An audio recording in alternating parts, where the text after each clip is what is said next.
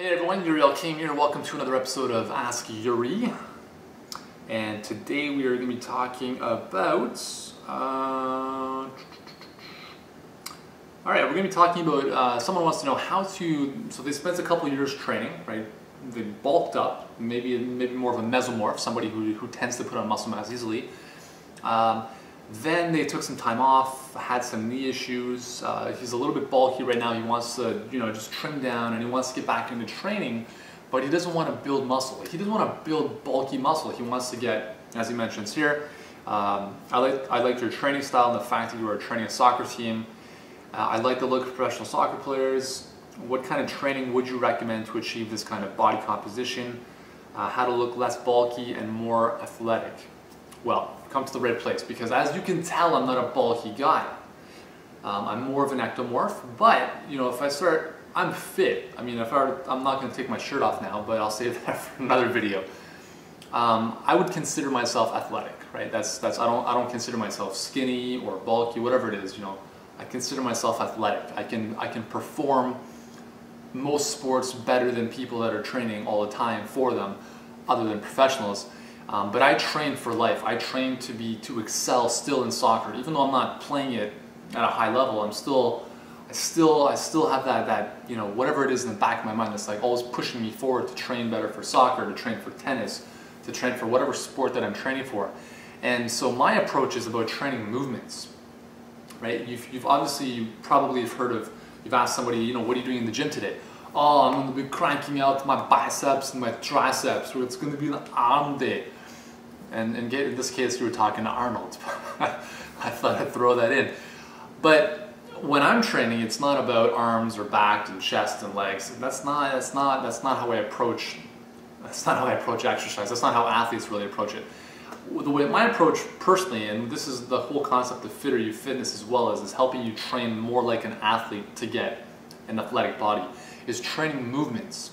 Okay. So we don't sit down and do bicep curls. So we don't train our biceps. We don't do 3 to 4 sets or 3 to 4 different exercises, 3 sets of 12. That's not what we're doing. We're training movements that inherently train all of your muscles at the same time. So, for instance, instead of just doing bicep curls, why don't we train doing pull-ups, right? Pull-ups are an awesome exercise for the pulling muscles, the biceps, the forearms, the back. And it's a very, very challenging bodyweight type workout. Squat presses, right? Starting in a squat, arms by the side or at the shoulders with dumbbells or a bar, right, or a barbell, and you're pressing above the head as you stand into a standing position. That's a full body movement, and it mimics, for instance, jumping, blocking in volleyball, just getting a lot of muscle involved, lifting something from the floor, putting it up above your head, twisting, all sorts of different planes of motion. Twisting across, reaching down, pushing up. That's what I'm talking about, is training movements. Okay, so think about a sport, for instance, if you're training for a sport, what are the movements involved in that sport? For instance, I love playing tennis, and actually it's a beautiful day outside, and I'm so pumped because I'm gonna play some tennis this summer, big time. My goal is 5 times a week. So tennis, for instance, if you're swinging a backhand, right?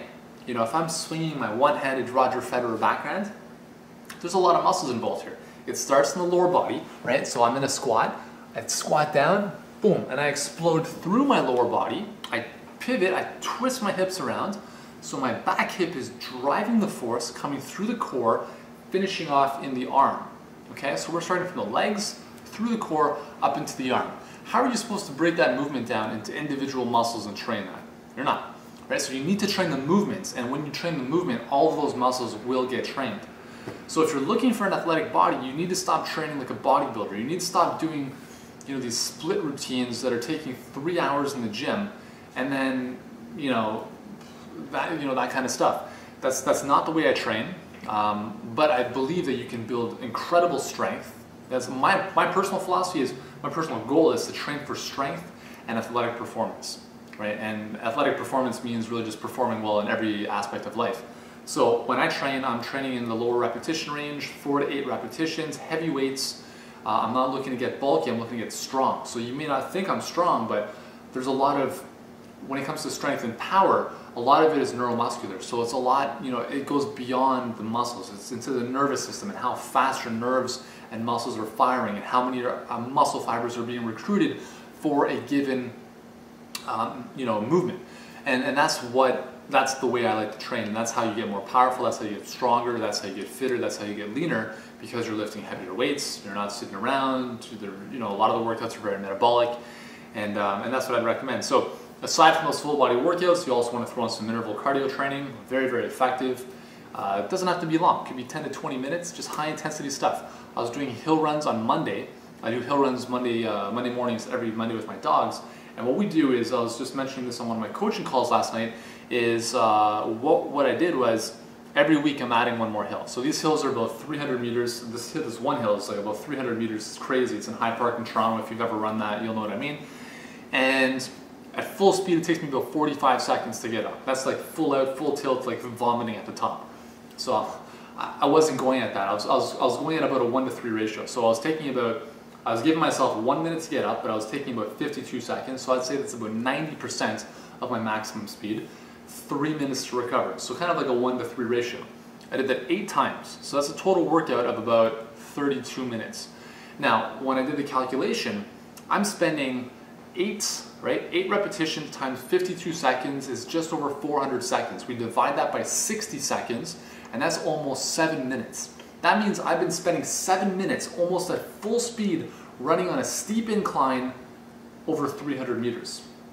Right? And if you take 300 meters times 8, that's 2,400 meters. That's 2.4 kilometers, almost running at my full out speed on an incline. That's what interval training does for you. You can't do that one-off, in one shot. You'll die after maybe a minute, minute and a half. But with intervals, you get to break them up because of the recovery bouts. So that's some of the stuff I do. Interval training is the best. Hills are awesome. I love them. And building incredible lower body strength at the same time. So he mentions he's considering joining Fitter You Fitness as soon as my body will let me run freely again. I would highly recommend you join Fitter You Fitness, because everything I'm talking about and my whole training philosophy about training like an athlete for an athletic physique, which means burning fat, getting strong, being fit, is everything we're doing with Fitter You Fitness. The workouts, the protocols, everything, and it's all taken care of for you. So if you're in the same boat, check out fitteryoufitness.com. That's where you're going to have me as your coach every single month, and you'll be able to connect with all of our members all around the world, and it's a great time. So until the next video, thanks for watching. I'm Uriel Kame, and I'll see you in the workouts.